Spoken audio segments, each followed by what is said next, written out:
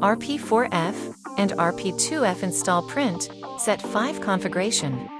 To download your RP4F or RP2F printer driver, visit hsmftp.honeywell.com, select Software in the menu. Select and expand the Printers category. Select and expand the Printer Configuration Tools category.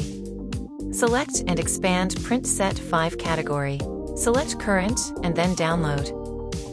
When prompted, select Open Honeywell Software Downloader and let the download complete.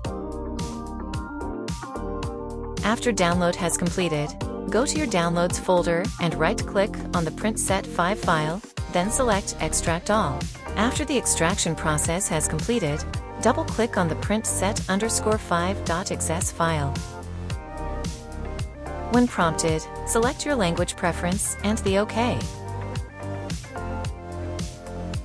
When the installation has completed, an install wizard will appear.